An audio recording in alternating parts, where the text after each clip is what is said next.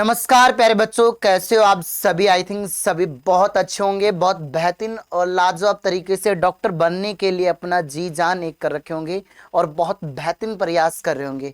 Dear students, आज की इस वीडियो में हम लोग जो बात करेंगे कि जो टॉपर बच्चे किस तरीके से मेहनत करते हैं, किस तरीके से रिवीजन करते हैं, और आप भी भविष्य में डॉक्टर बनना चाहते हो तो ये गलती आप लोगों को नहीं करनी है।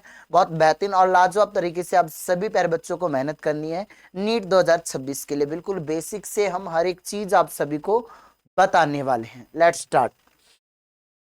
तो हम सबसे पहले हम बात करें आपके सामने कि क्या क्या करना है टॉपर बनने के लिए, क्या क्या मेहनत। सबसे पहली चीज, यहाँ पर दो रूल आपके माइंड में होना चाहिए प्यारे बच्चे। ये जो एक बैकबोन है आपकी, ठीक है, तो एक तो आप रिवीजन जितना ज्यादा करो उतना बढ़िया रहेगा, और दूसरा आप प्रैक्टिस जितना कर पाओ उतनी प्रैक्टिस करो। मैक्सिमाइज रिवीजन, मैक्सिमाइज प्रैक्टिस आपको करनी है। अब नंबर ऑफ सोर्स आप मिनिमाइज रखो। ऐसा नहीं एक चैप्टर, जैसे किसी को सेल बायो पढ़नी है तो उसने 10 टीचर्स को फॉलो कर रखा है। नहीं प्यारे बच्चे, कि कोई टीचर कमजोर हो या अच्छा हो या कैसा भी हो, एक टीचर को आप फॉलो करें और अपनी एनसीईआरटी को माइंड में सेट रखें। वैसे नहीं मैं मॉड्यूल भी पढ़ रहा हूँ, एनसीईआरटी पढ़ रहा हूँ, वो चीज पढ़ रहा हूँ, नहीं प्यारे बच्चे, इससे आपको एग्जाम में कॉन्फिडेंस नहीं आने वाला।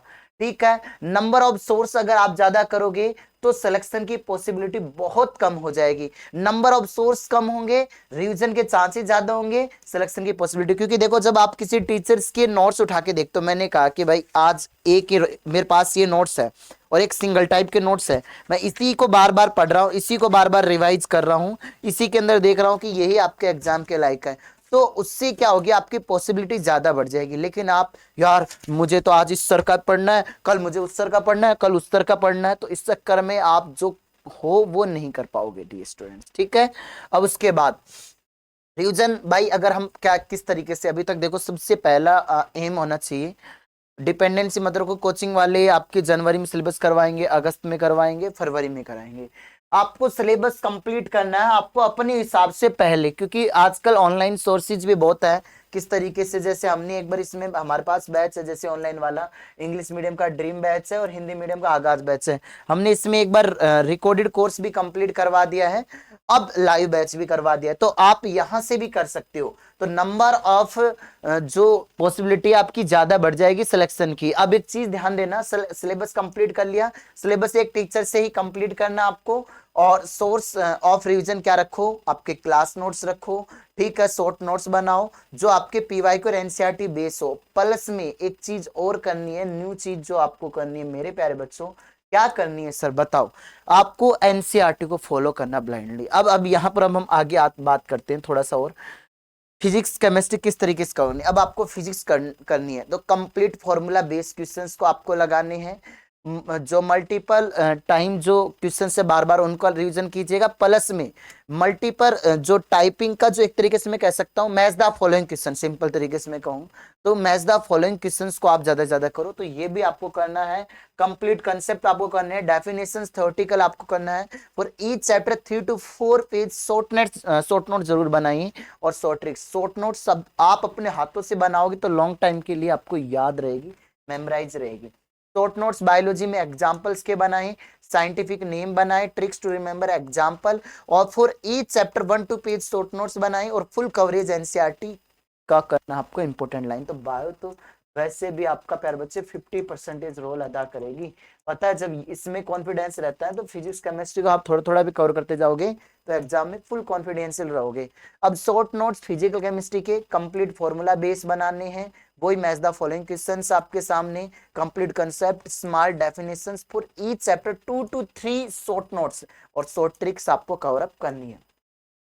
अब ऑर्गेनिक केमिस्ट्री में ऑल इक्वेशंस को आपको देखनी है, ऑल इक्वेशन कैटलिस्ट को, और रिएक्शन चार्ट आपको पढ़ना है। जैसे ये आपकी कौन सी कंडीशन है, रिएक्शन रिएक्ट्स वगैरह, ये सारी चीजें आपको देखनी है।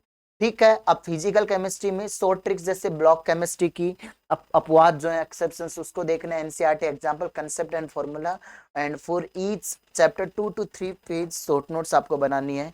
प्रैक्टिस आप ज्यादा करोगे, पीवाई क्यू ज्यादा लगाओगे, एनसीईआरटी बेस आप क्वेश्चन ज्यादा करोगे, सिलेक्शन ज्यादा होंगे।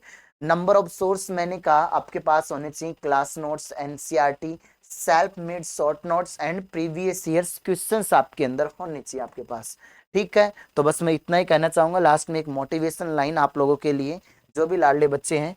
खुल जाएंगे सभी रास्ते, रुकावट से लड़ तो सही, मिलेगा हर मुकाम, एक बार तू जिद पर अड़ तो सही। मतलब प्यारे बच्चे, आज से शुरुआत कर, आगे जरूर बढ़ेगा। और अगर अभी तूने शुरुआत नहीं करी है तो पहले टारगेट बना ले कि दिसंबर तक तेरे को कैसे भी करके नीट 2026 का सिलेबस कवर अप कर लेना है। और उसके बाद प्यारे बच्चे ज्यादा से ज्यादा प्रैक्टिस, देखो पीवाईक्यू तो माइंड में छपे हुए होने चाहिए, ऐसे देखते हैं आपके माइंड में आ जाना चाहिए, हाँ यार ये क्वेश्चन इस ईयर आया था, ये लो मेरा सही, ये क्वेश्चन इस साल का, ये सही। तो ज्यादा से ज्यादा प्रैक्टिस करो, नंबर ऑफ सोर्सेज कम रखो, ये सबसे बेस्ट। आज की इस वीडियो का सारांश यही है, मैं कुल मिला के ये कहना चाहूं। बाकी आप किसी भी तरीके से करो कि आप सोर्स जो है वो बहुत कम रखो, सिलेक्शन की पॉसिबिलिटी धीरे धीरे बढ़ने लगेगी, और आप अपनी कमियों को दूर करने की कोशिश करो, सिलेबस टाइम पे कवर करो। बस इतना कर लो, सिलेक्शन आपके हाथ में होगा। जय हिंद, जय भारत, वंदे मातरम, love you to all student. मिलते हैं नेक्स्ट वीडियो में कुछ ऐसे ही बड़े अपडेट के साथ।